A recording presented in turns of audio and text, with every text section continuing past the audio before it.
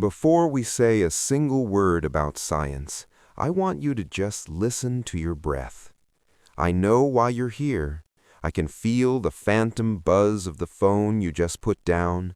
I can see the way your thoughts are still racing, trying to finish conversations from 3 hours ago or solving problems that don't exist yet. You aren't just tired, you are scattered. I want you to know that right now, in this moment, the rest of the world has faded away. It doesn't matter what happened today in London, or how loud the streets of New York were, or how cold the air is in Toronto. Right now, there is only my voice, and there is you. I am talking directly to the person behind the tired eyes. I am talking to the mind that has spent the last 16 hours serving everyone else, your boss, your family, your screen.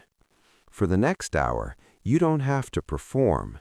You don't have to learn. You don't even have to try to sleep. I am going to guide you through the inner workings of your own sanctuary. We are going to walk together through the quiet corridors of your brain, turning off the lights one by one.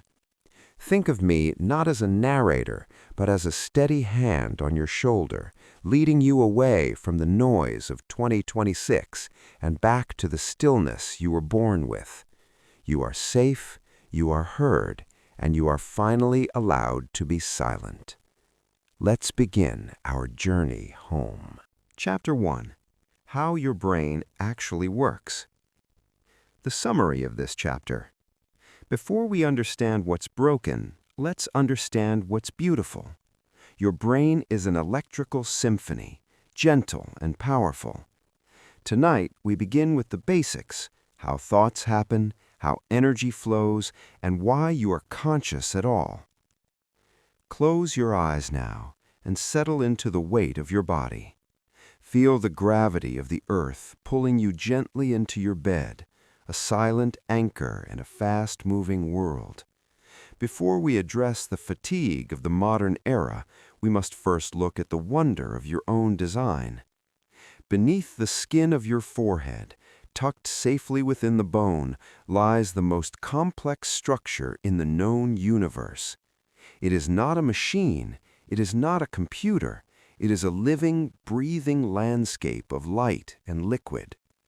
Imagine, if you will, a vast forest at twilight. Each tree is a neuron, a specialized cell designed to communicate. There are nearly 86 billion of these trees in your personal forest. They do not touch. Instead, they reach out toward one another, leaving a tiny microscopic gap called a synapse. To bridge this gap, your brain sends a spark, a chemical and electrical signal that leaps across the void. As you lie here, millions of these sparks are dancing. They are the physical form of your memories, your dreams, and the very way you feel the fabric of your blanket against your skin. In this moment, your brain is humming with a quiet energy. Even when you feel fried, your brain is never truly still. It is an electrical symphony that has been playing since before you were born. Think of your consciousness as the music created by these 86 billion instruments. When you think of a loved one, a specific section of the forest glows. When you hear a soft sound, another area vibrates in harmony. This is the miracle of neurobiology, that mere matter, atoms of carbon and oxygen, can create the feeling of you. Your brain is incredibly efficient, yet it is also a hungry organ. Though it makes up only 2% of your body weight, it consumes 20% of your energy. It is constantly burning fuel to keep the lights on, to keep the synapses firing, and to keep the forest healthy. This energy flows through your blood, carrying oxygen and glucose to the areas that need it most. When you are deeply focused, the blood flows to the front, the prefrontal cortex. When you are dreaming, it moves to the back and the center. It is a shifting tide of resources, moving silently through the dark. But there is a delicate balance to this flow. Each spark, each leap across the synapse requires a recovery period. In the natural world, the world our ancestors lived in, there were long periods of silence. The brain had time to reset its electrical potential. The forest could rest. In 2026, however, the music has become louder. The signals are faster. We are asking the symphony to play at a tempo it was never designed to maintain. We are pushing the electricity through the wires without giving the battery time to recharge. Consider the action potential, the tiny burst of electricity that allows a neuron to fire. After a neuron fires, it must reset its chemical balance before it can fire again. This is a law of physics. If we keep demanding it to fire without rest, the signal becomes weak, the music becomes distorted. This is the physical reality of mental fog. It is not a failure of your will, it is an exhaustion of your ions. Your brain is trying to protect itself by slowing down the tempo. It is whispering to you that the forest needs a season of winter, a time of quiet and cold and stillness. As you breathe in, imagine you are sending fresh, cool oxygen to these billions of neurons. Imagine the forest floor being cleared of the day's debris. Your brain has its own cleaning system, a gentle tide that only rises when you are deep in rest. It washes away the chemical byproducts of thought, leaving the synapses clean and ready for tomorrow. To be conscious is a gift, but to be unconscious, to sleep, is the price we pay for that gift.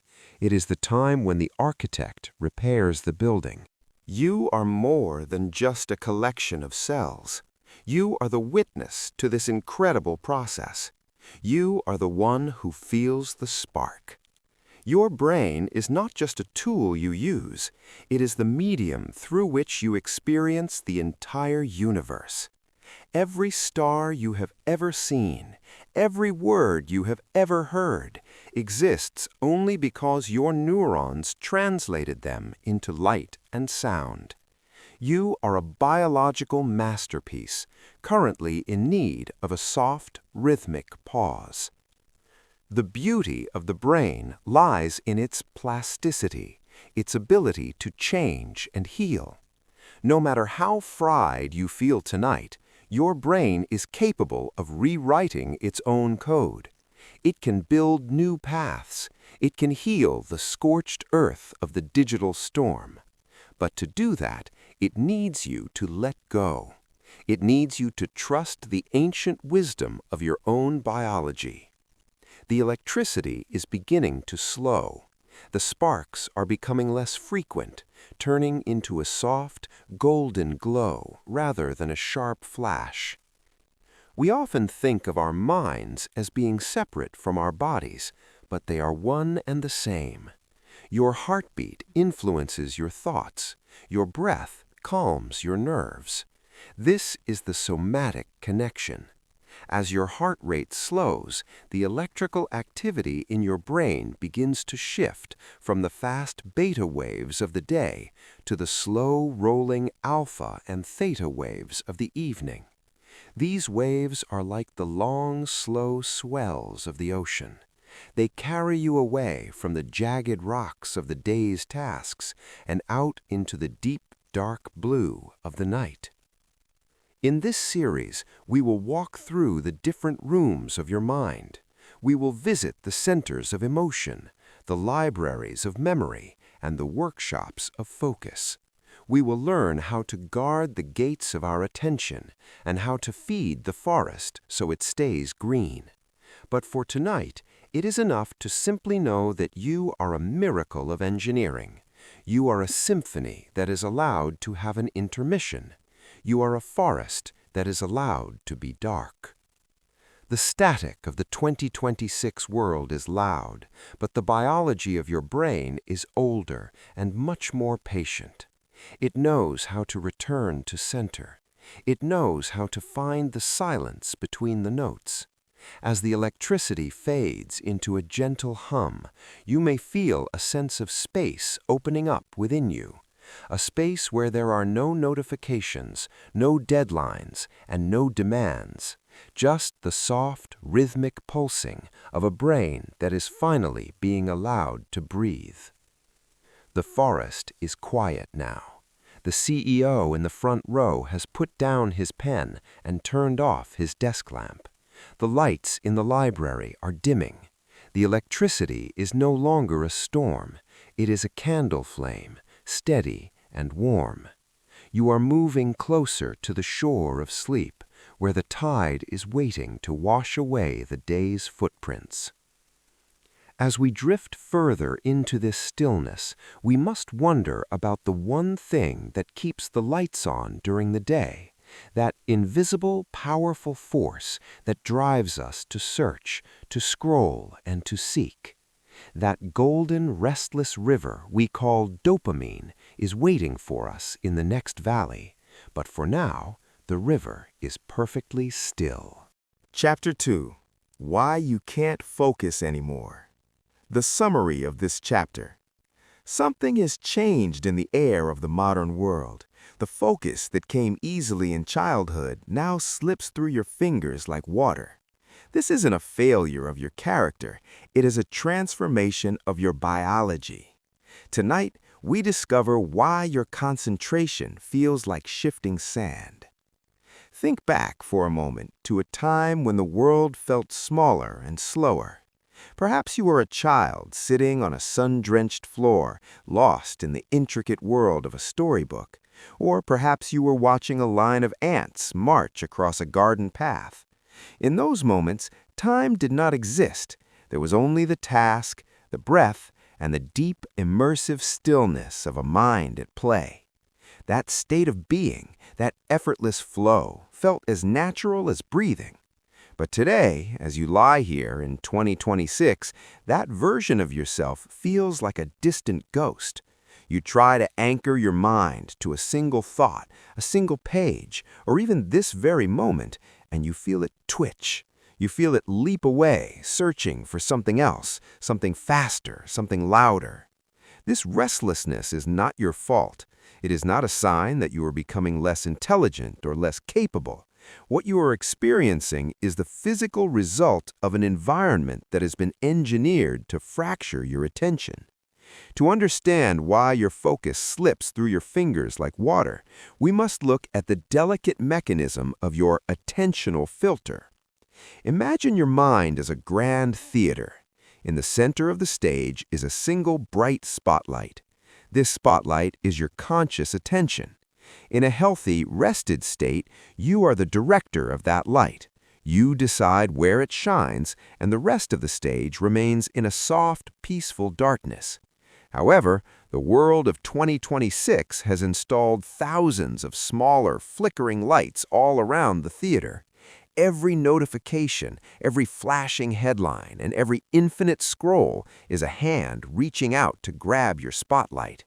Your brain, in its ancient wisdom, is designed to notice novelty. Millions of years ago, noticing a sudden movement in the grass was a survival skill. It meant the difference between life and death. But today, that survival instinct is being hijacked. Your brain is being forced into a state of hypervigilance, where it feels it must pay attention to everything at once, just in case one of those digital pings is a predator. Physically, this struggle takes place in your prefrontal cortex, the area we visited in our last journey. This part of your brain is responsible for top-down attention. This is the deliberate, effortful focus you use when you are solving a problem or reading a deep text. It is a sophisticated, energy-intensive process. But there is another system in the back of your brain called bottom-up attention. This system is reactive. It is triggered by loud noises, bright colors, and sudden movements. In the modern era, our bottom-up system is being overstimulated constantly. It is as if the back of your brain is shouting so loudly that the front of your brain cannot hear itself think. When you jump from a work email to a social media video and then to a news alert, you are performing what scientists call context switching. You might feel like you are doing 3 things at once, but the brain does not actually multitask. Instead, it performs a series of switch starts. Every time you switch your attention, your brain has to expend a significant amount of metabolic energy to load the new context. It has to find the file for the new task and close the old one. This leaves behind what is known as attentional residue. A part of your mind is still thinking about the email while you are looking at the video. As you lie here now, can you feel that residue? It feels like a faint hum of static, a lingering sense that there is something else you should be looking at. By the end of a typical day in 2026, your prefrontal cortex is chemically exhausted. It has performed so many switch starts that it has run out of its primary fuel. This is why in the evening you find it impossible to focus on a book or a deep conversation. Your spotlight has lost its power. The beam is dim, flickering, and weak. You aren't lazy, you are simply out of fuel. Let us breathe into that exhaustion. Recognize that your brain is trying to do something it was never evolved to do. It is trying to process a century's worth of information in a single afternoon. To heal this, we must understand the concept of neurofatigue. When your neurons are forced to fire in rapid, fragmented bursts all day long, the chemical balance of the synapse becomes tilted. The neurotransmitters that help you focus become depleted, while the stress hormones like cortisol begin to rise. Your brain becomes hot, metaphorically speaking. It is like an engine that has been redlined for too many miles. But focus is not just about the strength of the spotlight. It is also about the depth of the darkness around it. To focus deeply, your brain needs to engage in inhibition, the ability to ignore the irrelevant. In a world of infinite choices, the inhibition centers of your brain are working overtime. Every time you don't click a link, every time you don't check your phone, your brain is actually working. It is using energy to say no. This is called ego depletion. By the time you get to the end of your day, your ability to say no to distractions is gone. The gates are open and the noise floods in. As we move deeper into the night, I want you to imagine those gates slowly closing. One by one, we are shutting out the flickering lights. We are giving your top-down attention a chance to rest. You don't need to ignore anything anymore because there is nothing else here. There is only the rhythm of your breath and the weight of your body. In this stillness, your brain can finally begin the process of consolidation. It can take the fragmented pieces of your day and begin to stitch them back together into a coherent story. Your focus is like a muscle, and like any muscle, it requires periods of deep, uninterrupted recovery to grow strong again. In the coming chapters, we will learn how to rebuild this muscle. We will learn how to create a sacred space for your attention. But for now, just acknowledge the struggle. Forgive yourself for the days when you felt scattered and unproductive. You were navigating a digital minefield and you survived it. The theater is becoming quiet now. The extra lights have been unplugged. The spotlight of your mind is softening, turning from a sharp beam into a warm, ambient glow that fills the entire room.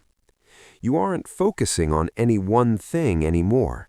You are simply existing in the space between thoughts. The static is fading into a low, comforting hum, like the sound of a distant hive. Your brain is beginning to shift its energy. It is moving away from the frantic processing of the day and toward the deep maintenance of the night. The pathways of focus are cooling down. The neurons are resetting their chemical potential.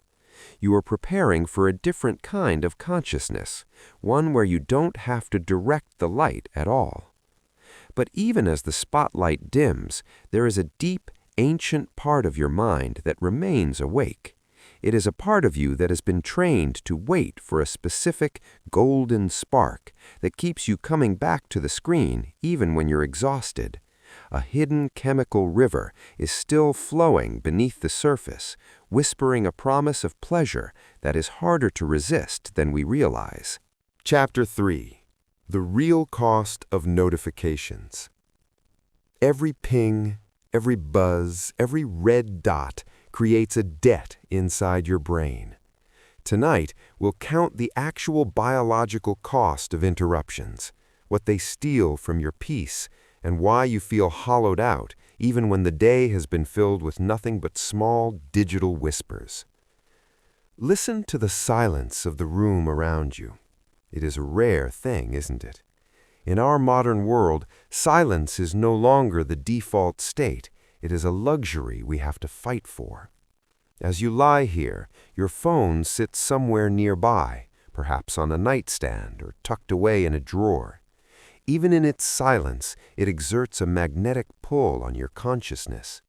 We have been trained to live in a state of perpetual anticipation, waiting for the next electronic ripple to disturb the surface of our mental pond.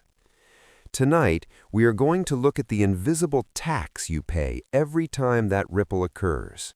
We are going to explore why a simple red dot on a screen can leave you feeling as physically exhausted as a day of hard manual labor.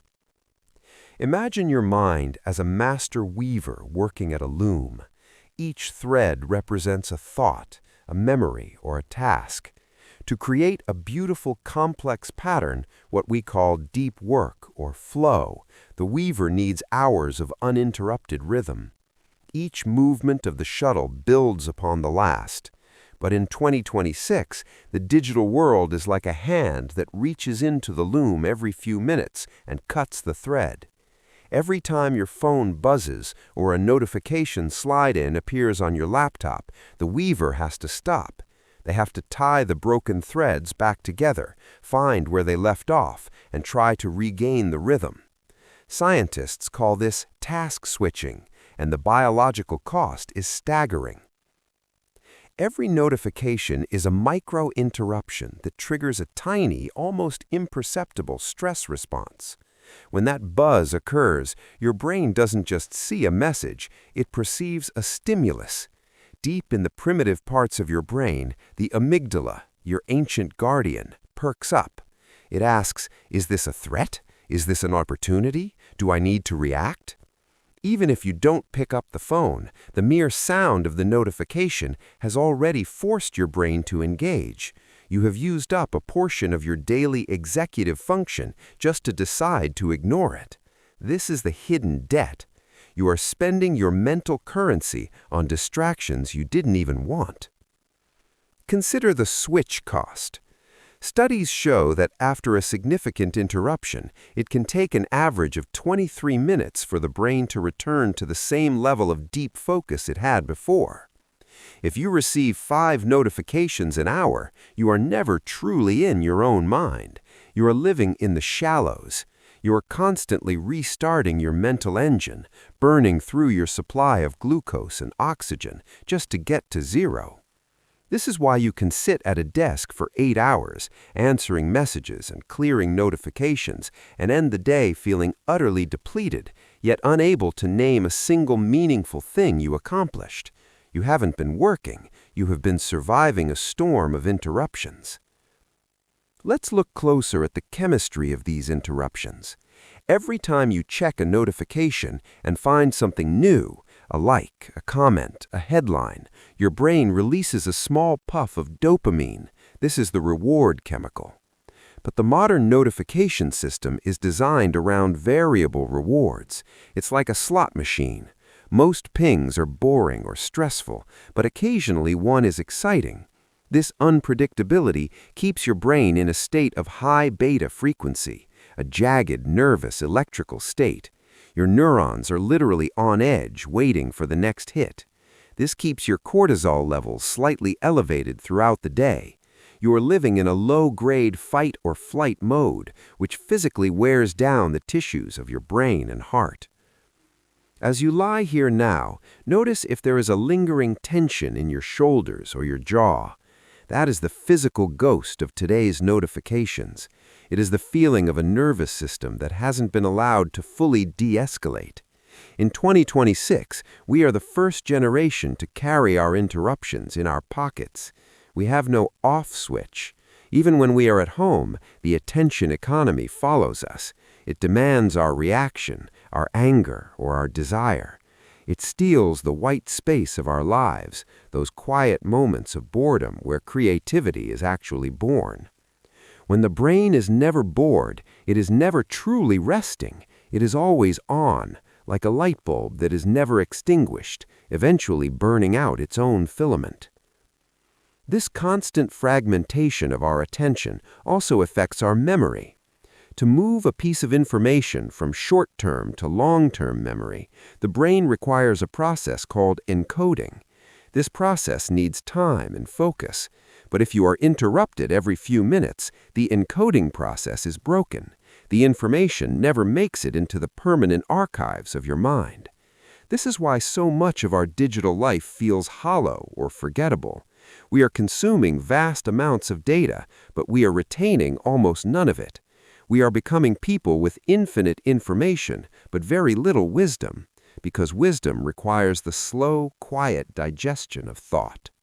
Breathe out now and imagine you are deleting every red dot that has ever appeared on your screen. Imagine the looms of your mind falling silent. You are no longer a consumer of data. You are a resident of your own body. The switch cost is over. You don't have to restart any engines tonight. Your prefrontal cortex, that tired CEO, is finally taking the phone off the hook. The amygdala is being told that there are no predators in the digital grass. The jagged beta waves are beginning to smooth out, turning into the long, slow, rolling hills of alpha waves. You are moving away from the shallows and back toward the deep. Your brain is remarkably resilient. If you give it the space, it will begin to heal the broken threads of the loom. It will begin to lower the cortisol and replenish the dopamine. But this healing cannot happen in the presence of noise. It requires the sanctuary of silence that you are creating right now. Every minute you spend in this meditative state is a payment toward your mental debt. You are buying back your peace, one breath at a time. The digital burnout is a wound, but silence is the bandage. In the modern world, we are taught that being busy is a virtue and being reachable is a duty. But your brain knows the truth. Your brain knows that your most valuable asset is not your time, but your attention. When you give your attention away to every ping and buzz, you are giving away pieces of your life. Tonight, you are reclaiming those pieces. You are gathering the scattered fragments of your focus and bringing them home. The air in your mental forest is becoming clear again, free of the smoke of 1,000 tiny distractions. The humming of the 2026 world is fading. The weaver has put down the shuttle and covered the loom with a soft velvet cloth. The theater is dark, and the spotlight has been turned off. You are no longer a target for an algorithm. You are a sovereign being in a quiet room. The debt is being settled. The chemical balance is returning. You are drifting into a space where no one can reach you, and that is exactly where you need to be. But as we settle into this silence, we must acknowledge that simply removing the noise isn't always enough. There is a deeper hunger within us, a craving for a specific kind of light that keeps us searching even when the world is quiet, and its source is older than any screen we have ever touched. Chapter 4. Why Switching Between Tasks Destroys You. The summary of this chapter. You think you're just checking your phone quickly, then returning to work, but your brain is performing an exhausting magic trick every single time. Behind the scenes, the lights are flickering as the stage is rebuilt in the dark. Tonight, we discover why the myth of multitasking is the greatest thief of your energy. Imagine for a moment that your mind is a grand, old-fashioned theater. On the stage, a magnificent play is unfolding, a deep, complex story that requires every ounce of your attention to follow. The actors are moving with grace, the dialogue is rich, and the scenery is meticulously detailed. This is your state of deep focus. But suddenly, a bell rings from the wings. In an instant, the curtain drops. Behind that heavy velvet, a frantic crew of stagehands begins to tear down the entire set. They carry away the trees, the painted sun, and the furniture. They replace them with a completely different scene, perhaps a bustling city street or a quiet office. The actors change their costumes, and the script is swapped. Then the curtain rises again. You try to catch your breath, trying to remember what this new play is about. But barely a minute passes before the bell rings again and the curtain falls once more. This is what is happening inside your skull every time you just quickly check a notification while trying to focus on a task. We have been sold a lie in the modern age, the myth of multitasking. We like to believe that we are like computers, running multiple programs at the same time in parallel. But the human brain, in all its organic complexity, does not work that way. We are not parallel processors, we are serial processors. We can only truly inhabit one complex thought at a time. What we call multitasking is actually context switching, the rapid, jagged act of jumping from one mental stage to another. And every time that curtain falls, your brain pays a price that is much higher than you realize. When you switch your focus, your brain must perform a two-part executive process. The first part is goal shifting. This is when you decide, I am no longer writing this report, I am now reading this text message. The second part is rule activation. This is the heavier lift.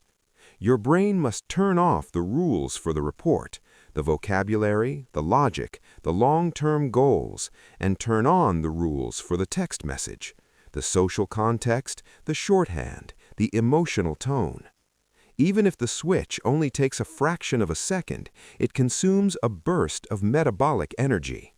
Your brain burns glucose like a jet engine during takeoff every time it has to reorient itself to a new reality. If you do this 50 times an hour, you are essentially asking your brain to perform 50 takeoffs without ever reaching a cruising altitude. Think about how you feel after a day of these constant jumps. You haven't moved mountains, you haven't run a marathon, yet your eyes feel heavy and your thinking feels sluggish, as if your brain is moving through thick honey. This is decision fatigue. Every switch is a choice, and every choice drains the battery of your prefrontal cortex. But there is a more insidious cost known as attention residue. When you move from task A to task B, a part of your neural energy stays stuck on task A. Your brain does not just reset like a digital clock. It is an organic system, and it has a half-life for its focus. If you were deep in a creative thought and then checked a stressful email, half of your mind is still trying to solve the creative problem, while the other half is reacting to the stress. You are living in a divided house, and a house divided against itself cannot stand. This residue is like a sticky, invisible film that coats your thoughts. It makes your focus blurry. You are never fully present in the email, and you are no longer fully present in the creative work. In 2026, we are living in a world of perpetual residue. We are never truly anywhere. We are always a little bit everywhere. And as a result, the quality of our consciousness begins to thin out. We lose the ability to go deep, to feel the profound textures of a single moment, because we are always looking over our shoulder at the play that just ended or the play that is about to begin. As you lie here now, let the curtain stay down. There are no stagehands waiting in the wings. There are no new sets to build. Your brain is finally being allowed to stay in one scene. Feel the relief in your nervous system as the demand for context switching disappears. You are not a machine that needs to reboot. You are a garden that needs to grow. And growth happens in the stillness, not in the switching. When you stop jumping, your brain can finally begin to consolidate. It can take the scattered props from all those different plays and put them back in the prop room. It can sweep the stage. It can let the actors finally sit down and rest. The biological debt of task switching is paid back in the currency of silence. Every breath you take without checking a mental to-do list is a deposit back into your energy bank. Imagine the glucose slowly replenishing in your prefrontal cortex. Imagine the attention residue being washed away by a gentle internal tide. Your mind is becoming clear-headed again, not because you are thinking better, but because you have stopped thinking so many different things. You are returning to the singular, powerful focus of your childhood, where one thing, and only one thing, mattered at a time. In the age of distraction, choosing to do one thing is an act of rebellion. It is a way of saying that your mind is not a public square where every notification is allowed to shout. Your mind is a private sanctuary. Tonight, the doors to that sanctuary are locked.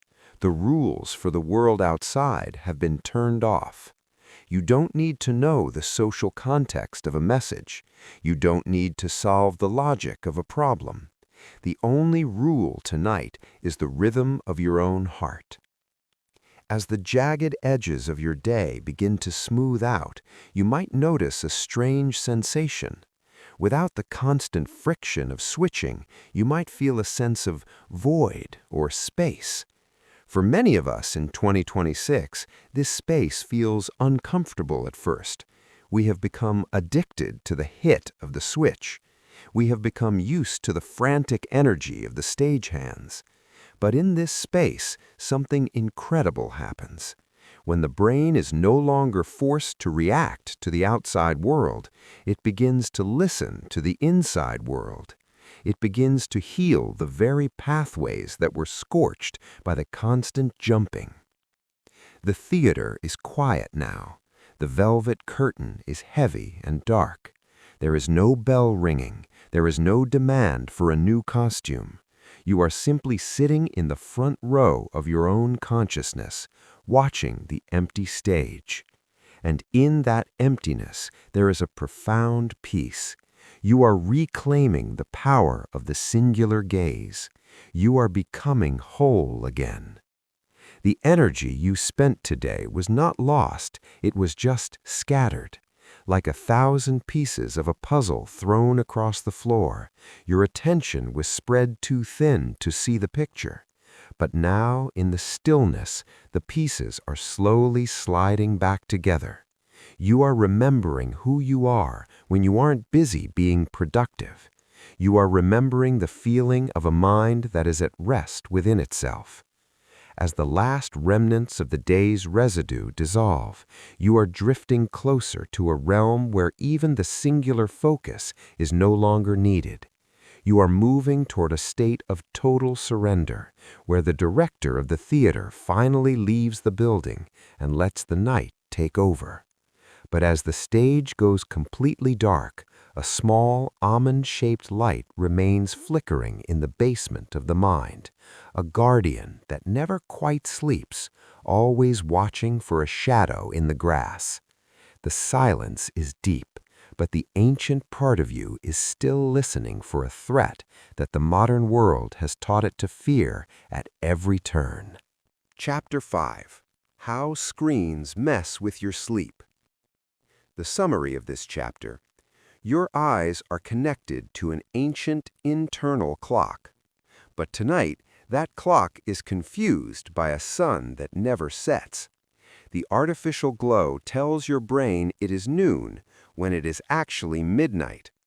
Let us discover how light rewrites your biology and steals your rest. Think about the world as it was for thousands of generations before we invented the glowing rectangle. As the sun dipped below the horizon, the world didn't just get dark, it changed color. The harsh blue-white light of the midday sun faded into the warm oranges, deep reds, and soft ambers of the twilight hour. This shift in color was the Earth's original lullaby, a signal to every living cell in your body that the day's work was done. Your ancestors sat around fires, the flickering orange flames mimicking the setting sun, allowing their internal systems to wind down. But today, in 2026, we have broken that ancient contract. We carry a miniature sun in our pockets, and we stare directly into it long after the real sun has gone to bed. Behind your eyes, tucked deep within the center of your brain, sits a tiny structure no larger than a grain of rice called the suprachiasmatic nucleus. This is your master clock. It is the conductor of your biological orchestra, and its primary job is to tell your body what time it is. It doesn't use a watch, it uses light. Specialized cells in your retinas, known as ganglion cells, are particularly sensitive to a specific wavelength, blue light. In nature, blue light is the signal of high noon. It tells your brain to be alert, to hunt, to gather, and to stay awake. When you look at your phone or your laptop screen at 11 o'clock at night, you are essentially shouting at your master clock, "It is midday! Stay alert! Danger is near!" The biological consequence of this confusion is immediate and profound. As evening falls, your brain is supposed to begin secreting melatonin, the chemical of darkness. Melatonin is the chemical signal that opens the door to sleep. It doesn't force you to sleep, but it prepares the environment. It slows your heart rate, lowers your core body temperature, and begins to quiet the chatter of your thoughts. However, blue light acts like a physical barrier to melatonin. Staring at a screen can delay the release of this hormone by hours, pushing your entire sleep cycle into the deep of the night. You may feel wired but tired. Your body is exhausted, but your brain thinks it's the middle of a shift. Imagine your brain is a large, busy office building at the end of the day. The janitors are waiting at the door, ready to come in and clean the desks, empty the trash, and repair the equipment. This is the glymphatic system of the brain, the waste clearance system that only activates during deep sleep. But because you are staring at a screen, you have kept the office lights on and the workers at their desks. The janitors cannot enter while the lights are on. Night after night, the trash of your daily thoughts, the metabolic byproducts of neural activity, begins to pile up. This buildup of cellular debris is the physical reason why you feel heavy-headed and fried the next morning. It isn't just a feeling, it is literally a brain that hasn't been cleaned. It isn't just the light itself that is the problem, it is the high-energy visible light. Blue light has a very short wavelength, which means it carries a lot of energy. This energy penetrates deep into the eye and stimulates the brain's arousal centers. While orange light from a fire or a sunset is soothing, blue light is stimulating. In 2026, we are living in a permanent state of high-frequency stimulation. We are forcing our neurons to stay in a beta wave state, a state of active, analytical thinking, long into the hours when we should be drifting into the alpha and theta waves of relaxation. You are trying to park a car that is still moving at 60 miles per hour. As you lie here now, notice the darkness behind your eyelids. Let it be a thick, velvety blanket. By closing your eyes and moving away from the screen, you are finally giving your master clock the information it has been craving all evening. You are finally saying, "It is night, the sun has set."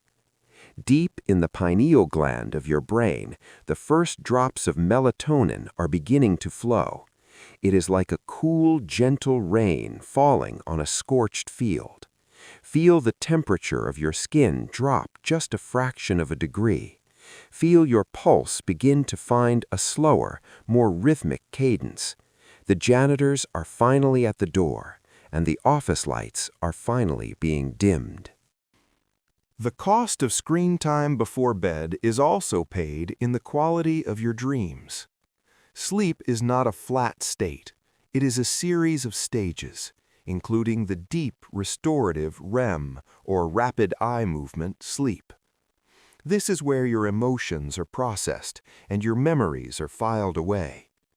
Because blue light delays sleep onset, it often clips your REM cycles, leaving you emotionally brittle and reactive the next day. You haven't just lost time, you have lost the ability to heal your own emotions.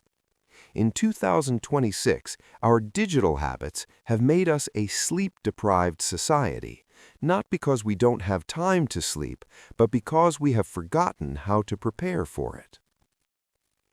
Breathe into the darkness now. Imagine that with every exhale, you are blowing out a tiny blue candle. One by one, the artificial lights are vanishing. Your brain is no longer a public square under a harsh spotlight. It is becoming a quiet, moonlit garden. The electrical activity in your retinas is slowing down. The arousal centers are finally falling silent. You are returning to the biological rhythm that has guided humanity for millions of years, the rhythm of the sun and the moon, the rhythm of work and rest. Your brain is incredibly forgiving. Even if you have spent years staring at screens late into the night, your master clock can be reset. It only takes a few nights of darkness to realign your internal tides. Tonight is the beginning of that realignment. You are protecting your circadian rhythm, the ancient pulse of life that connects you to the rotation of the earth itself. You are no longer fighting against your biology, you are surrendering to it. And in that surrender, there is a profound sense of relief. You don't have to be on anymore. The world can exist without your gaze. The digital burnout you feel is the friction of trying to live a 24-hour life in a body built for the sunrise. But here, in the stillness of your room, that friction is disappearing. The gears are moving smoothly again. The fried feeling is the heat of overstimulation, and the darkness is the cooling water. Let the darkness seep into your thoughts, blurring the edges of your worries, turning your tasks into distant, unimportant shadows. You are moving away from the artificial noon and into the organic night. In 2026, we think of darkness as a lack of something, as a void to be filled with light. But biology knows that darkness is a presence. It is a tool. It is a medicine. It is the time when your DNA repairs itself, when your heart rests, and when your mind weaves the fabric of your soul. By choosing to stay in this darkness, you are choosing to heal. You are choosing to be whole. The lights in the grand building of your mind are almost all gone now. Only the emergency lights remain, glowing softly in the hallways. The master clock is satisfied. The conductor has lowered his baton. The orchestra is putting away its instruments. You are no longer a consumer of light. You are a resident of the shadow. The world of screens is millions of miles away, a tiny, insignificant spark in a vast, dark universe. But as the chemical tide of sleep rises to meet you, another force is stirring in the depths of your nervous system, a ghost of the day that still lingers in your muscles and your breath. The light has faded, but the stress of the day has left a chemical footprint that the darkness alone cannot wash away. Chapter 6. Why Nothing Feels Satisfying Anymore. The summary of this chapter is there is a chemical river in your brain called dopamine. It was once a slow stream of reward, but now it is a restless flood. Tonight, we explore why the things you love feel increasingly hollow and how to find the quiet satisfaction that lies beneath the noise. Think about the last time you felt a true, deep sense of satisfaction. Not the quick spark of a notification, but a slow, warm glow that settled into your bones. Perhaps it was after finishing a long journey, or the feeling of a cool breeze after a hot day. These moments are becoming rarer in 2026. Instead, we find ourselves in a strange paradox. We are surrounded by more pleasure than any generation in history, yet we feel less satisfied than ever before. We scroll through endless feeds, we jump from video to video, and we seek out hits of excitement, yet we are left with a lingering sense of emptiness. To understand this hollow feeling, we must travel deep into the reward circuitry of your mind to meet a powerful chemical messenger called dopamine. Dopamine is often misunderstood. Many think of it as the pleasure chemical, but it is actually the chemical of more.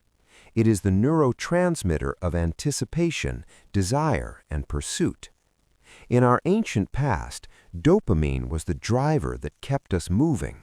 It whispered to our ancestors, "Go find that berry bush, go hunt that animal, go explore the next valley." When they found what they were looking for, they received a drip of dopamine as a reward. This drip made them feel focused, motivated, and alive. But once the goal was reached, the dopamine faded, allowing another system, the system of satisfaction, to take over. The problem in 2026 is that the drip has become a fire hose and it never, ever turns off. Imagine your brain's reward system as a set of delicate scales. On one side is pleasure, and on the other is pain. In a natural state, the scales are balanced. When you experience something good, the pleasure side tips down, and you feel a sense of well-being. But the brain has a built-in mechanism to maintain balance called homeostasis. To bring the scales back to level, the brain pushes down on the pain side. This is why after a moment of high excitement, you often feel a come-down or a slight dip in mood. In the digital age, we're slamming the pleasure side of the scales thousands of times a day with high-speed content, sugar, and endless novelty. In response, your brain is pushing back on the pain side with equal force. Eventually, the scales become stuck on the side of pain just to stay level against the constant flood of pleasure. This is what scientists call tolerance. Your baseline of happiness has shifted. Things that used to bring you joy, a sunset, a conversation, a quiet meal, no longer have enough weight to move the scales. They feel boring. They feel gray. To feel anything at all, you have to find something even more stimulating, even faster, and even louder. This is why nothing feels satisfying anymore. You are not ungrateful. You are biologically numbed. You are trapped in a cycle of seeking that has no destination, chasing a phantom spark that disappears the moment you touch it. As you lie here now, let's look at the circuit of wanting. When you reach for your phone in the middle of the night, or when you find yourself mindlessly refreshing a page, you aren't actually looking for information. You are feeding a dopamine loop. The brain loves variable rewards, the possibility of a reward, rather than the reward itself. This keeps your nervous system in a state of perpetual seeking, which is incredibly exhausting. It's like a car engine that is constantly revving in neutral. You are burning fuel, but you aren't going anywhere. This constant revving is one of the primary causes of the fried feeling you carry. Dopamine is expensive to produce. It requires specific nutrients and immense metabolic energy. When you overstimulate this system, you deplete your dopamine stores. You are literally running out of the chemical that makes life feel interesting. This leads to a state called anhedonia, the inability to feel pleasure from normally enjoyable activities. In 2026, we are a society living in a state of collective anhedonia.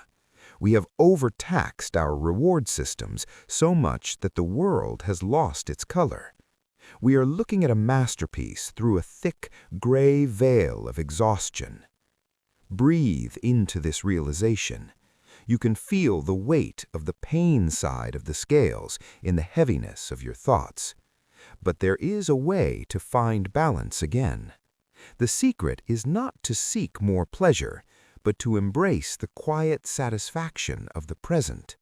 This comes from a different set of chemicals: serotonin, oxytocin, and endorphins.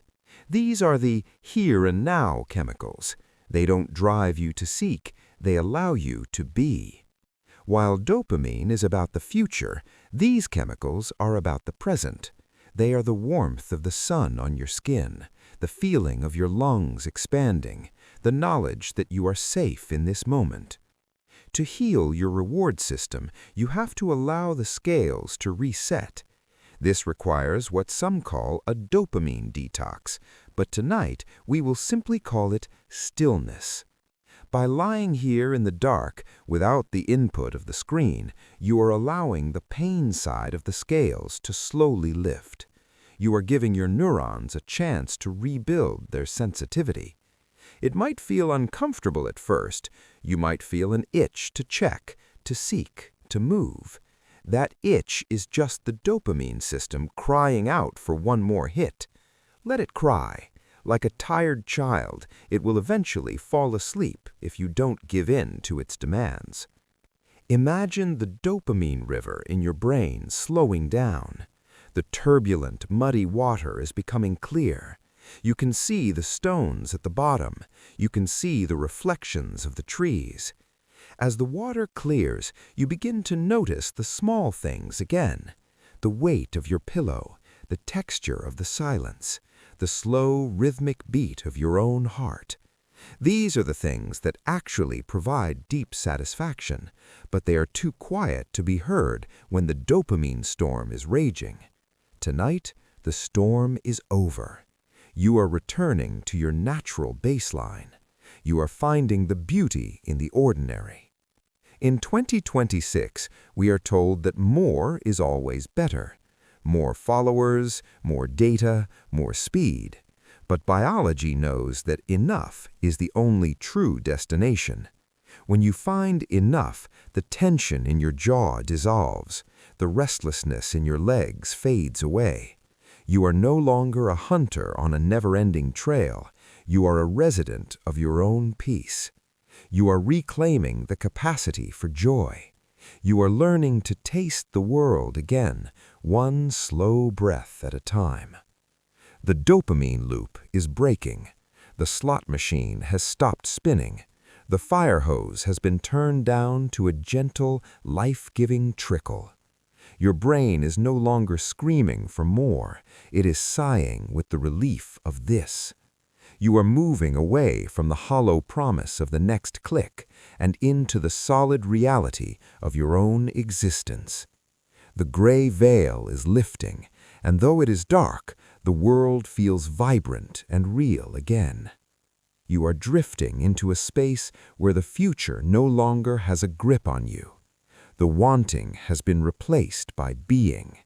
You are whole, you are balanced, and you are finally, truly satisfied with the silence. But as you sink into this deep chemical peace, a different kind of shadow begins to form in the corners of the mind. A memory of a time when the world wasn't just quiet, but lonely. The river of reward has stilled, yet the ancient brain still wonders if anyone else is out there, watching the same moon from the other side of the screen. Chapter 7. Why Deep Thinking Feels Impossible Now. The summary of this chapter. There are thoughts that need time, quiet, and depth, like roots growing slowly and silently beneath the dark earth. But in the glare of the modern world, these roots struggle to form. Tonight, we discover why the quiet art of deep thinking is vanishing from your life. Imagine your mind is a vast, ancient ocean. On the surface, the waves are restless, tossed by the winds of daily tasks, white-capped by the spray of notifications, and churning with the shallow currents of immediate demands. This surface is where most of us live in 2026. We paddle frantically through the foam, reacting to every ripple. But deep below, far beneath the reach of the wind, lies the abyss. Here, the water is still, cold, and immensely heavy. In these depths, the truly great thoughts live, the slow-growing realizations, the complex problem-solving, and the profound creative insights that define who you are. This is the realm of deep thinking. But lately, it feels as though you have lost the ability to dive. You stay on the surface, breathless and tired, unable to sink into the quiet blue where the meaningful work happens. This loss of depth is not a personal failure. It is the result of a biological shift in how your brain processes information. To understand why deep thinking feels impossible, we have to look at the cognitive load your brain carries. Imagine you are trying to solve a complex puzzle, but every 30 seconds, someone walks into the room and throws a handful of confetti in the air. You have to stop, watch the confetti fall, and then try to remember where you were in the puzzle. This is the attention residue we spoke of before. Deep thinking requires sustained attention, the ability to hold a single, complex idea in your working memory for long periods without letting it slip. But in a world of constant context switching, your brain's ability to hold has been weakened. You are constantly dropping the puzzle pieces. Physically, deep work depends on a process called myelination. Think of your neural pathways as electrical wires. Myelin is the fatty insulation that wraps around these wires, making the signals travel faster and more efficiently. When you focus deeply on a single task for a long time, you trigger the growth of this insulation. You are literally hardwiring your brain to be better at that specific thought. However, in 2026, we rarely stay on one path long enough for the myelin to form. We are constantly switching paths, leaving our neural circuits thin and leaky. We have become mental generalists, skimming the surface of 1,000 ideas, but never building the infrastructure to master one. Our brains have become fast, but they have also become thin. There is also the matter of linearity. Deep thinking is linear. It moves from point A to point B to point C in a logical chain. But the digital world is nonlinear. It is a web of hyperlinks, related videos, and infinite scrolls that encourage your mind to bounce rather than tunnel. This bouncing behavior has a physical effect on the brain's prefrontal cortex. You are training your neurons to be distractible. You are teaching your brain that if a thought becomes difficult or takes more than 10 seconds to resolve, it should look for a new stimulus. Deep thinking is, by its nature, uncomfortable. It requires a certain amount of mental friction, but we have been conditioned to avoid friction at all costs, reaching for the easy dopamine of a new tab the moment we feel a challenge. As you lie here now, notice the quality of your thoughts. Are they darting like small fish in the shallows, or are they beginning to slow down? To regain the power of depth, we must cultivate boredom. In the modern age, boredom is seen as something to be cured. We fill every gap, the elevator ride, the walk to the car, the minutes before sleep with digital input. But boredom is the waiting room for deep thinking. It is the state where the brain, deprived of external stimulation, begins to turn inward and look at its own contents. When we kill boredom, we kill the default mode network, the part of the brain that connects distant ideas and generates original insights.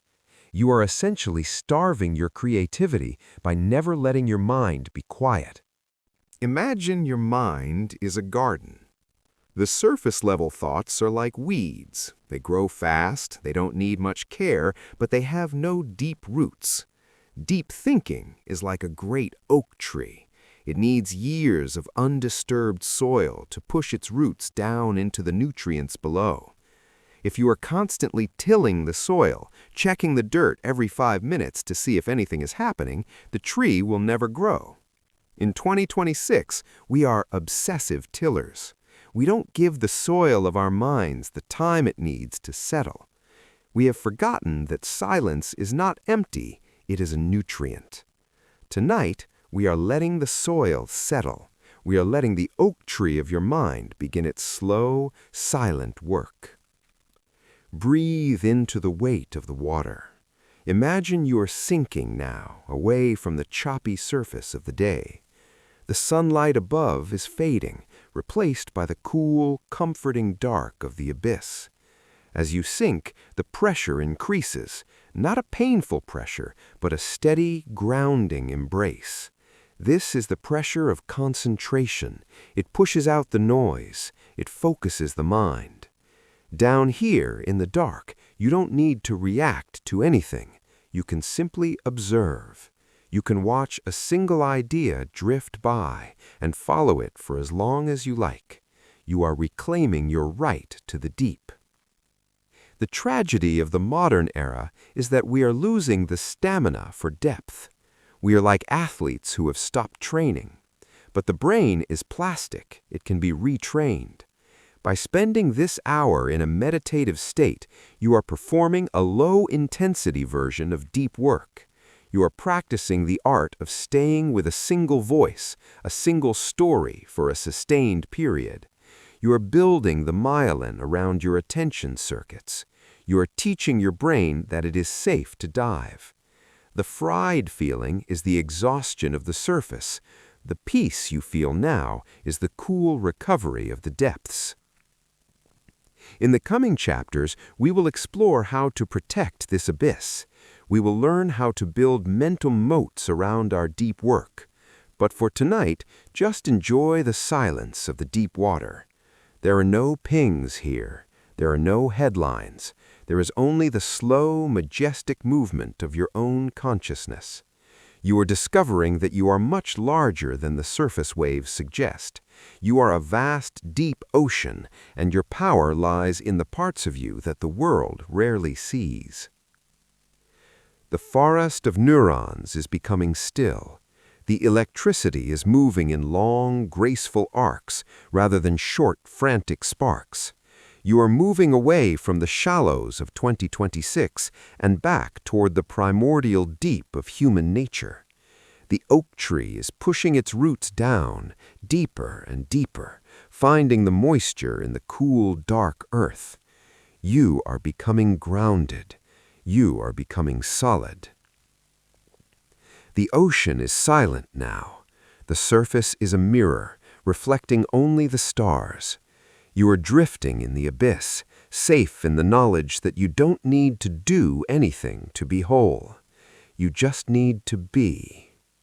The diver has reached the bottom, and the sand is soft and warm. But as you settle into this profound depth, you begin to realize that even in the quietest abyss, the body still holds on to the echoes of the world above, stored in the very cells of your muscles. The mind is deep and still, but the physical heart is still carrying a rhythm that was set by a much faster clock. Chapter 8. How constant stress damages your brain. The summary of this chapter. Your body carries an ancient alarm built for the fleeting shadows of the wild. But in the modern world, the siren never stops its weary wail. Tonight, we trace the chemical footprint of a heart that never rests and discover how quiet, constant tension reshapes the very landscape of your mind. Think of your stress response as a magnificent, high-performance engine designed to roar into life only when the stakes are highest. Millions of years ago, this system was your greatest protector. If a sudden movement in the tall grass suggested a predator, your brain's alarm system, the amygdala, would fire an instantaneous signal to your adrenal glands. In a heartbeat, a surge of adrenaline and cortisol would flood your veins. Your pupils would dilate to catch the light, your heart would race to pump oxygen to your muscles, and your digestion would shut down to save energy for the coming struggle. This was the fight or flight response, intense, visceral, and above all, brief. Once the danger passed, your body would return to its baseline, the chemicals would wash away, and peace would return. But today, in 2026, the predator is no longer in the grass. It is in your pocket, on your screen, and in the endless to-do lists of a world that never sleeps. The tragedy of the modern era is that our brains cannot distinguish between a life-threatening predator and a passive-aggressive work email. To your ancient amygdala, a looming deadline or a low battery percentage triggers the same chemical cascade as a shadow in the forest. Because our digital world is constant, our stress has become chronic. Instead of a sudden burst of cortisol that fades after an hour, you are living in a low-level cortisol drip that lasts from the moment you wake up until the moment you fall into a restless sleep.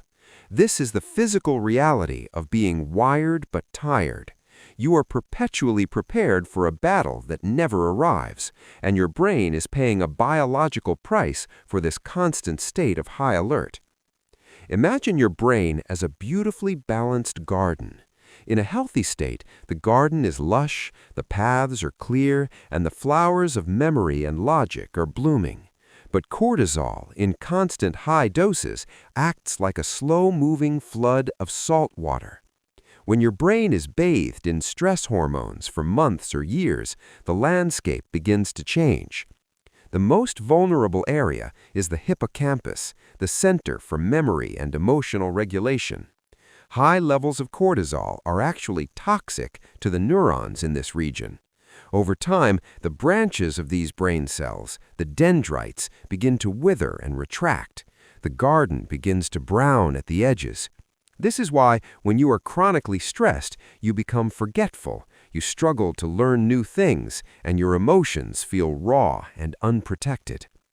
While the hippocampus shrinks under the weight of stress, the amygdala, the alarm center, actually grows. It becomes hypersensitive, like a smoke detector that goes off even when you're just making toast. This creates a vicious cycle. The more stressed you are, the more threats your brain perceives, which in turn leads to more stress. Your brain is physically rewiring itself to be better at anxiety. In 2026, many of us feel that we have lost our resilience. We feel that we can no longer handle the small frustrations of life. This isn't a failure of character. It is a neurological shift. Your guardian has become a tyrant, and it is seeing monsters in every shadow. But the damage doesn't stop with memory and emotion. Constant stress also attacks the CEO of your brain, the prefrontal cortex. This is the area responsible for focus, impulse control, and rational thought. Under the influence of chronic cortisol, the connections between the prefrontal cortex and the rest of the brain begin to weaken. It's as if the communication lines between the manager and the workers have been cut. This is why when you are stressed, you make impulsive decisions, you find it impossible to concentrate, and you react with anger instead of patience. Your rational mind is being sidelined by your survival mind. You are losing the ability to think your way out of the fog because the hardware for thinking is being systematically degraded. As you lie here now, notice where the stress is hiding in your body.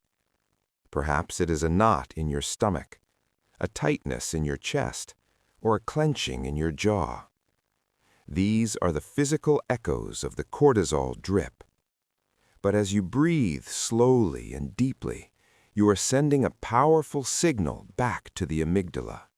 You are telling your brain, the predator is gone, the grass is still.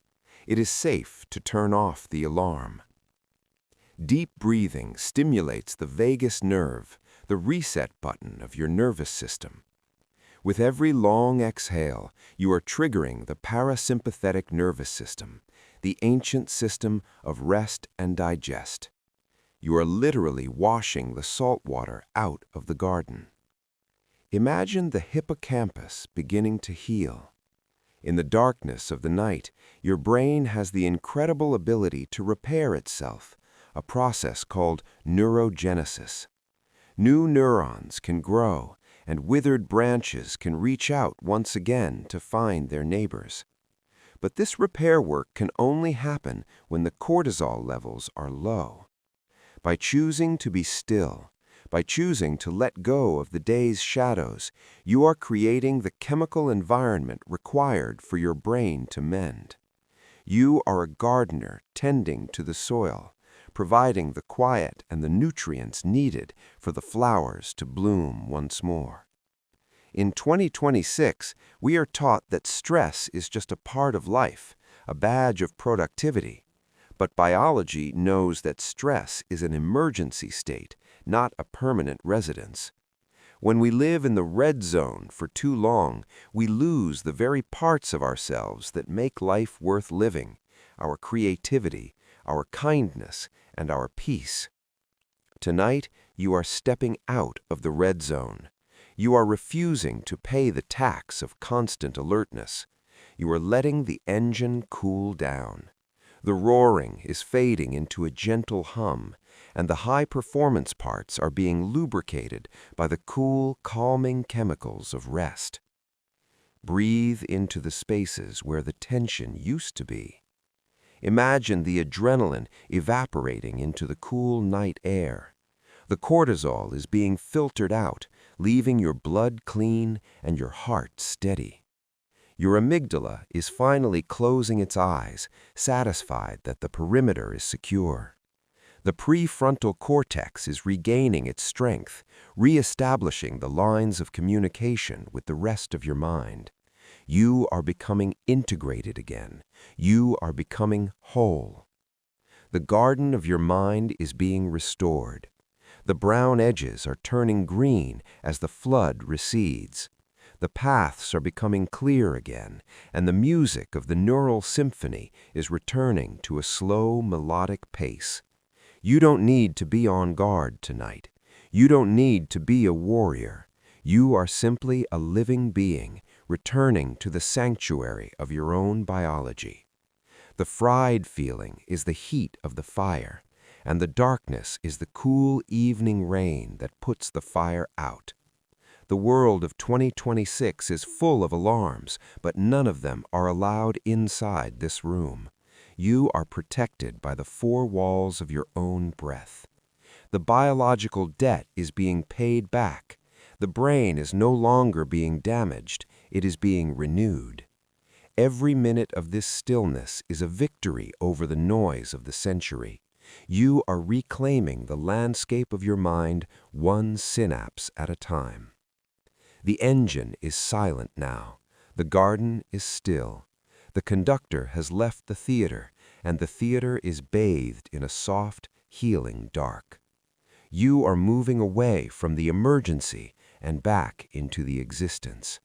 The cortisol river has run dry, replaced by a deep, still pool of peace. But as the chemical storm clears, a new realization begins to surface, that the stress we feel isn't just about what's happening to us, but about how we have forgotten to say no to the world outside. The alarms have been silenced, yet the gate to your sanctuary still stands open, waiting for you to learn the art of the boundary. Chapter 6. Why Nothing Feels Satisfying Anymore. The summary of this chapter is there is a chemical river in your brain called dopamine. It was once a slow stream of reward, but now it is a restless flood. Tonight, we explore why the things you love feel increasingly hollow and how to find the quiet satisfaction that lies beneath the noise. Think about the last time you felt a true, deep sense of satisfaction. Not the quick spark of a notification, but a slow, warm glow that settled into your bones. Perhaps it was after finishing a long journey, or the feeling of a cool breeze after a hot day.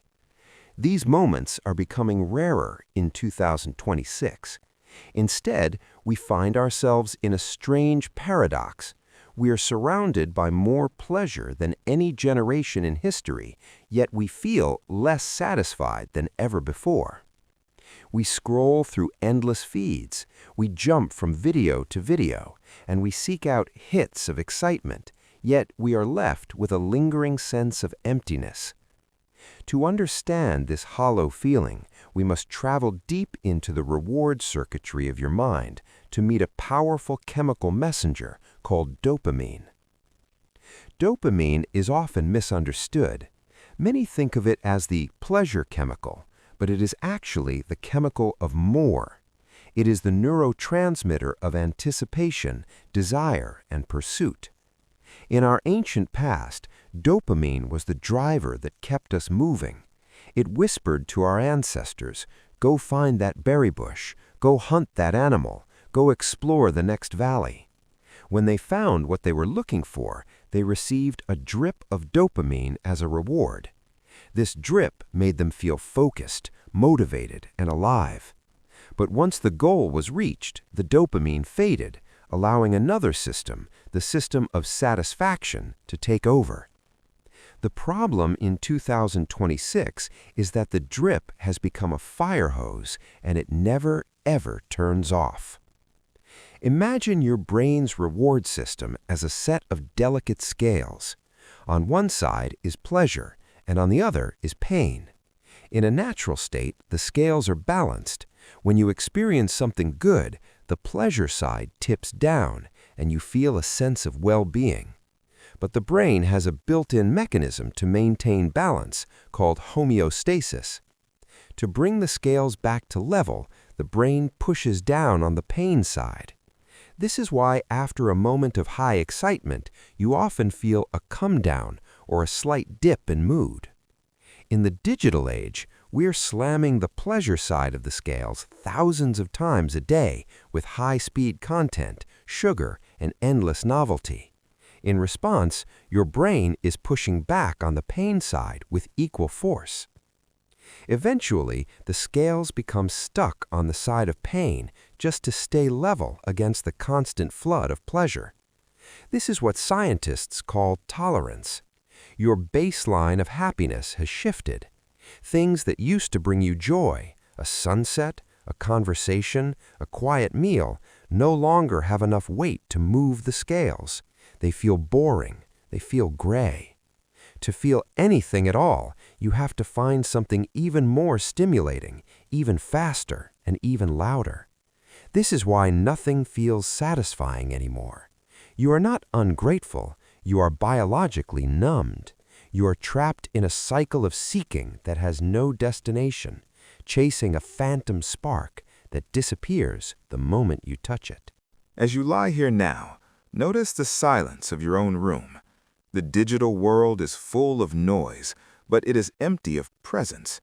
Presence is the feeling of another nervous system being near yours. Without it, the brain begins to suffer from sensory deprivation in its social circuits. We are living in a touch-starved society. Even the most introverted among us require the quiet, physical assurance of others to stay regulated. The loneliness you feel is your body's way of asking for a return to the analog. It is the fried feeling of a social brain that has been overstimulated by data but undernourished by intimacy. You have been processing information about people, but you haven't been experiencing people. Let's breathe into that hollow space in your chest. Acknowledge it without judgment. It is a sign of your humanity. It is proof that you were built for love, for community, and for the slow, deep bonds of the tribe. In the darkness, you don't need to perform for an audience. You don't need to curate your image. You don't need to be connected to the grid. Tonight, we are turning inward to find the first and most important connection, the connection with yourself. Before you can truly resonate with another, you must find the resonance within your own skin. Imagine your vagus nerves softening, sending a wave of calm from your brainstem down into your heart. You are becoming your own tribe, your own sanctuary. The mirage of the digital desert is fading. You are no longer chasing the shimmering pools that turn to sand. You are acknowledging the dry heat, and in doing so, you are beginning to find the real wellspring within. Your brain is beginning to shift away from the comparing mode and into the existing mode. The pain matrix is cooling down. The medial prefrontal cortex is letting go of the social hierarchies of 2026. You are not a number in a feed. You are a living, breathing soul in a quiet bed. The hunger is still there, but it is no longer a panic.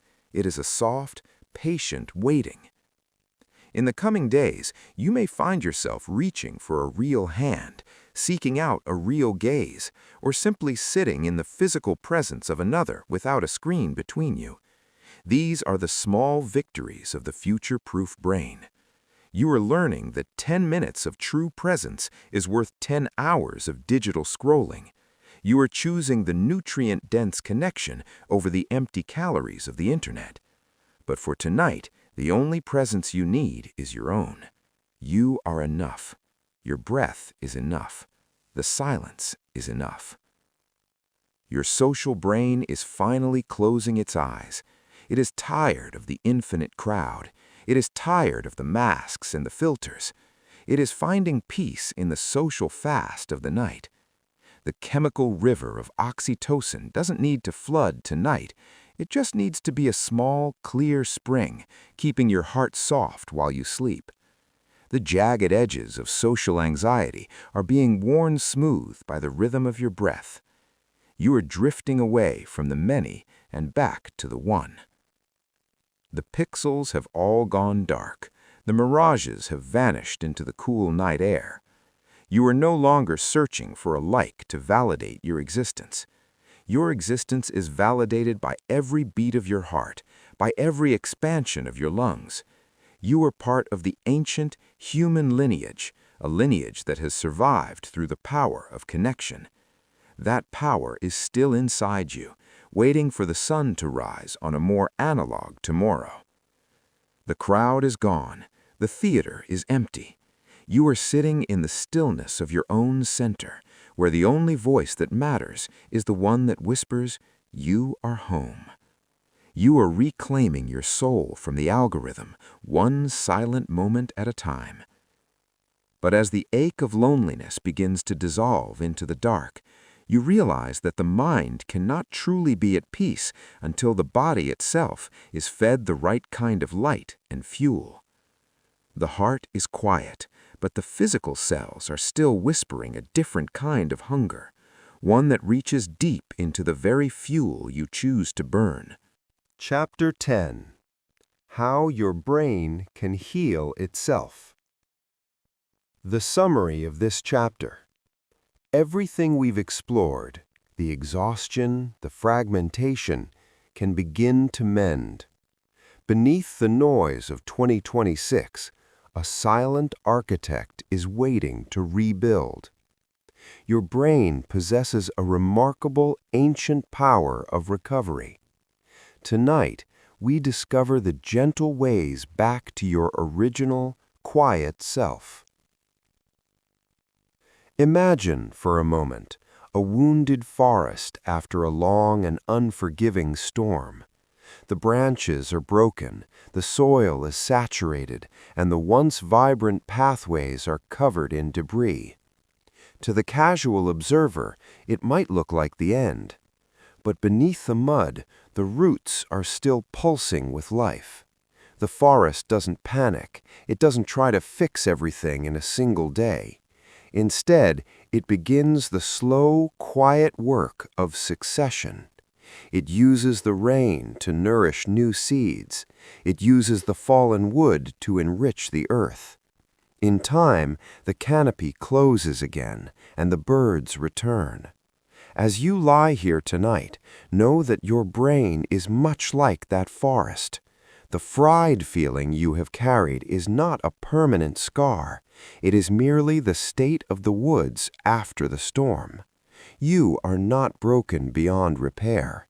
You are in a state of potential healing, and the master architect, your own biology, is already beginning to gather the tools it needs to restore the balance.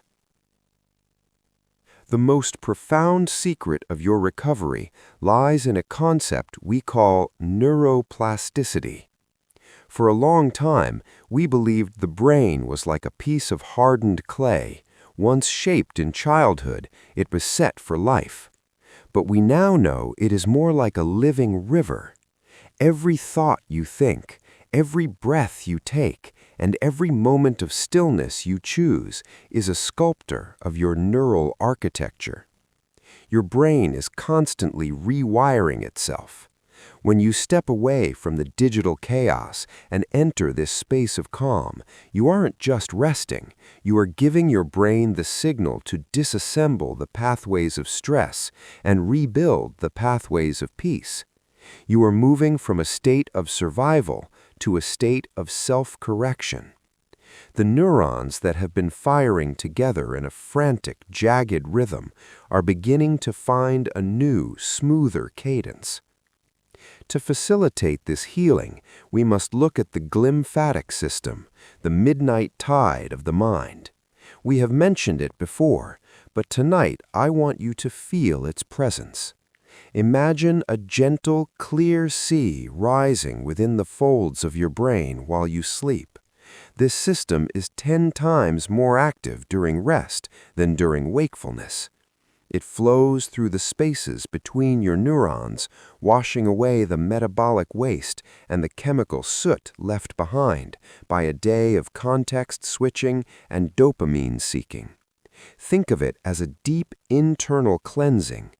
By staying in this meditative state, you are opening the floodgates.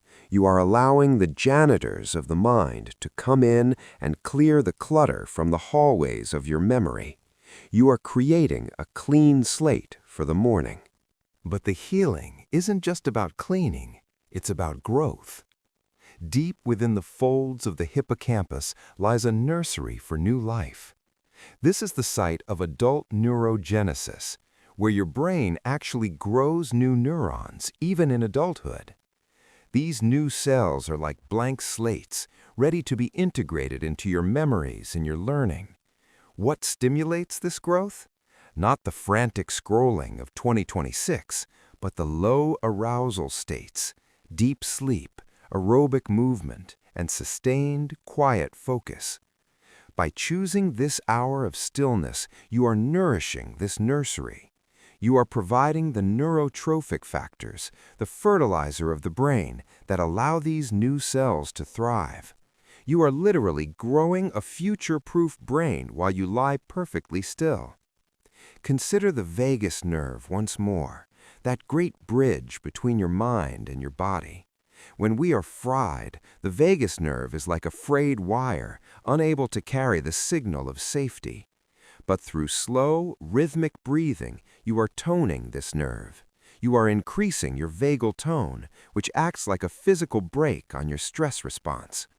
As you exhale longer than you inhale, you are sending a telegram to your heart, your gut, and your brain that says, the storm has passed. It is safe to rebuild.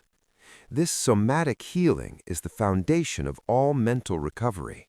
You cannot think your way out of burnout, but you can breathe your way into repair.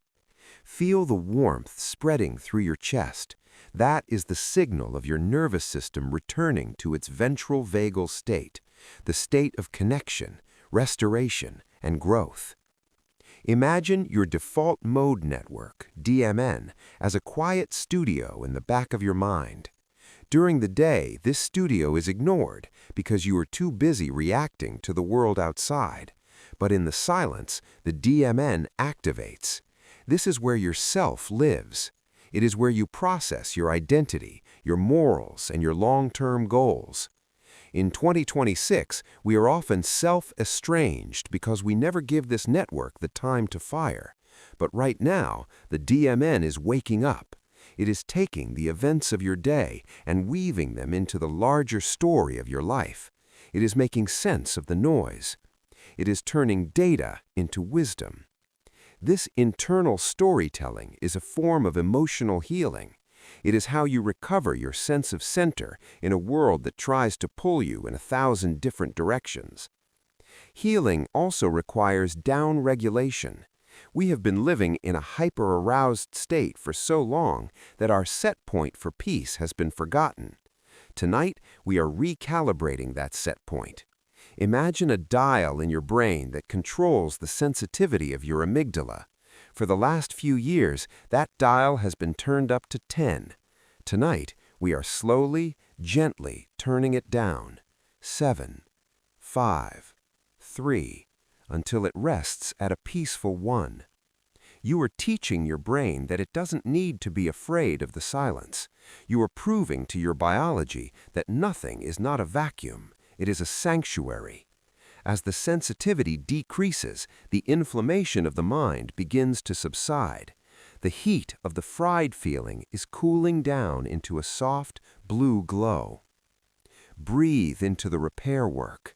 Picture the dendrites, those branches of your neurons, reaching out and making new, stronger connections.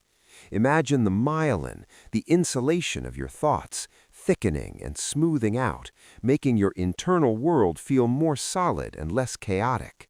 You are not just resting, you are optimizing. You are taking the fragmented pieces of your attention and gluing them back together with the resin of silence. The real cost of the notifications is being paid back. The task-switching debt is being settled. You are becoming a unified being once again. In 2026, we are told that healing is something we have to buy, a pill, a gadget, a retreat. But biology knows that healing is your default setting. It is what happens when you simply stop the interference. You don't need to do anything to heal your brain. You just need to allow it. By lying here, by listening, and by breathing, you are removing the barriers to your own recovery. You are letting the forest grow back. You are letting the river find its natural course. The fried brain is becoming a focused brain, not through force, but through the patient art of letting go. The forest is lush and green again.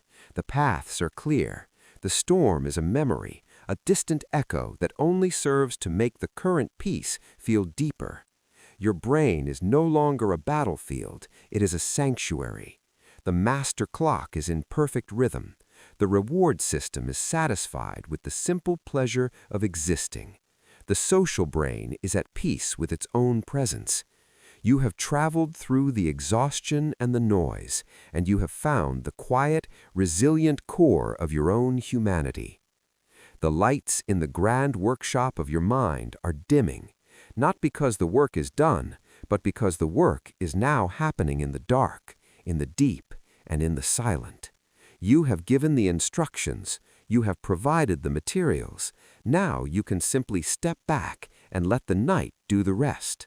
The architect is satisfied. The construction is silent. The blueprints are filed away. You are no longer a project to be fixed. You are a miracle in the process of becoming. But as the final light in the workshop goes out, you realize that the healing of the mind is only the beginning. The brain is restored, but it still inhabits a body that remembers the weight of the world, waiting for the final, ultimate surrender to the stars.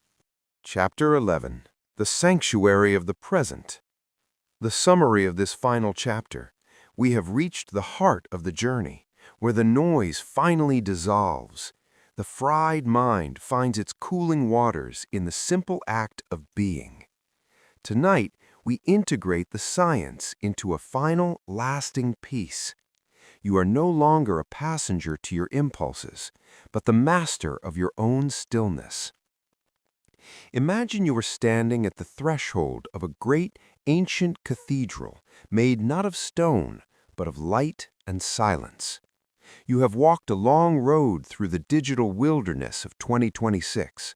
You have felt the thorns of constant notifications, the dust of fragmented thoughts, and the heat of a brain that felt perpetually scorched by the sun of more.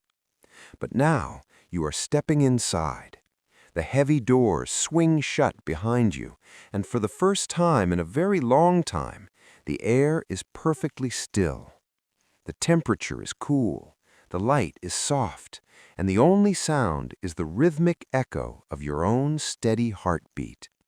This is the sanctuary of the present. It is not a place you have to travel to. It is a state of being that has been waiting for you within the very architecture of your own nervous system. Tonight, we aren't just visiting, we are coming home. In our journey so far, we have looked at the why, the neuroscience of why we feel so exhausted. But the final how is the most beautiful science of all. It is the science of integration. To be integrated means that the different parts of your brain, the logic of the front, the memory of the back, and the emotion of the center, are all talking to each other in a harmonious, balanced way. When you are fried, your brain is disintegrated. The parts are shouting over one another, and no one is listening. But in this sanctuary, we are re-establishing the lines of communication. We are using the executive control of the prefrontal cortex to gently tell the rest of the mind that the emergency is over. We are moving from a state of high beta fragmentation into a state of coherent alpha waves, where the brain pulses with a single, unified purpose: existence. Think about your attention one last time. We have seen how it was hijacked, how it was scattered like seeds in a gale. But focus is not something you do, it is something you are. In this sanctuary, your attention is like a steady candle flame in a room without wind. It doesn't flicker, it doesn't jump. It simply illuminates whatever is directly in front of it. This is mindfulness in its purest biological form. When you focus on the sensation of the air entering your nostrils or the weight of your heels against the mattress, you are performing a neurobiological reset. You are narrowing the bandwidth of your sensory input so that your brain can finally catch up with itself. You are telling your neurons that for this moment, one single signal is enough. Let's look at the vagus nerve one final time, your internal bridge of peace. As you lie here, imagine this nerve as a soft, glowing thread connecting your brainstem to every major organ in your body. With every slow, deliberate breath, you are plucking this thread, sending a vibration of safety through your entire being. This is the social engagement system turning inward. You are co-regulating with yourself. Your heart rate variability is increasing, which is the hallmark of a resilient, healthy nervous system.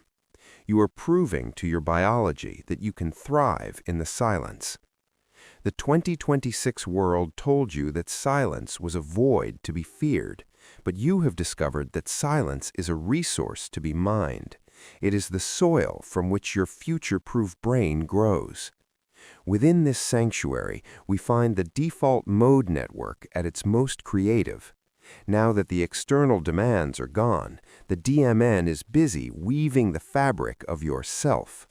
It is taking the lessons of this journey, the understanding of your dopamine, the cost of your notifications, the power of your boundaries, and it is turning them into neural traits. You aren't just listening to a story, you are physically changing the way your brain handles the world tomorrow. You are building cognitive reserve, a buffer of mental strength that will protect you when the sun rises and the digital storm returns. You are no longer a victim of the attention economy. You are an investor in your own peace. breathe into the spatial awareness of your mind. Imagine the fried feeling as a dry, brittle husk that is slowly being peeled away, revealing a soft, supple, and hydrated brain beneath. Your neurons are bathed in a nourishing sea of cerebrospinal fluid, flowing freely as your glymphatic system performs its nightly miracle. The inflammation of the day's stress is cooling down. The cortisol has retreated. In its place, the gentle endorphins and serotonin are providing a sense of quiet euphoria, the joy of the ordinary. You don't need a viral video or a shopping spree to feel good. You just need the air, the darkness, and the profound realization that you are alive.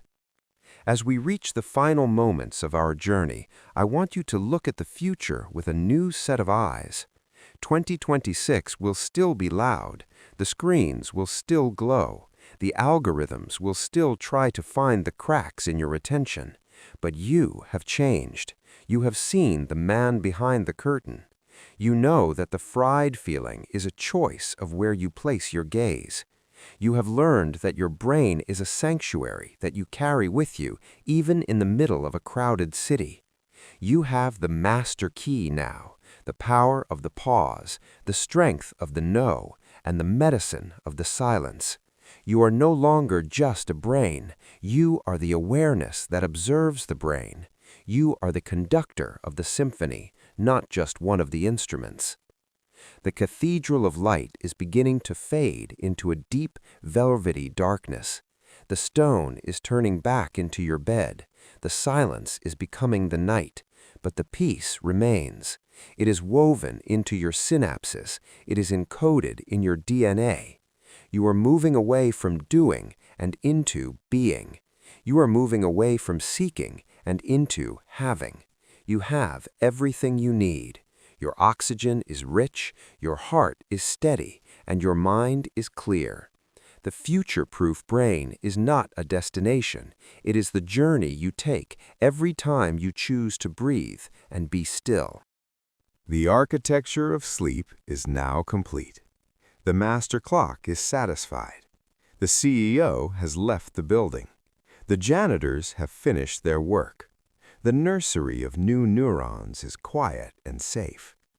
You are a biological miracle, resting in the center of a vast, mysterious universe. The stars above don't care about your notifications, and tonight, neither do you. You are part of the infinite dark, part of the slow rotation of the earth, part of the eternal rhythm of life. You are home. You are safe. You are whole. The final candle has been extinguished. The incense has drifted away. The sanctuary is dark, and the night is yours. There are no more chapters to read. There are no more lessons to learn. There is only the long, slow, beautiful surrender to the dreams that are waiting to welcome you. You have reclaimed your mind. You have saved your soul from the noise. You are drifting now, further and further, into the deep, cool, healing water of the night. The story has ended, but the piece is just beginning. Every cell in your body is whispering a single, final word of gratitude. You have found the silence between the notes, and it is the most beautiful music you have ever heard. The journey is over. The sanctuary is you. The night is calling, and you are finally ready to answer. Thank you for embarking on this 11-chapter journey into the future-proof brain. In an era of constant distraction, your decision to spend this time in reflection and stillness is a powerful act of self-care. We hope these insights into the neuroscience of your own peace help you navigate the modern world with more clarity and grace. If you found sanctuary in these words and the science behind them, please subscribe to Soft Light Theory. By joining our community, you support the creation of more science-based meditative content designed to help us all stay human in a digital age. Share this series with someone you know who feels fried, overwhelmed, or disconnected. Sometimes, the best gift you can give is the permission to be still. Until next time, keep your light soft and your mind quiet. Good night.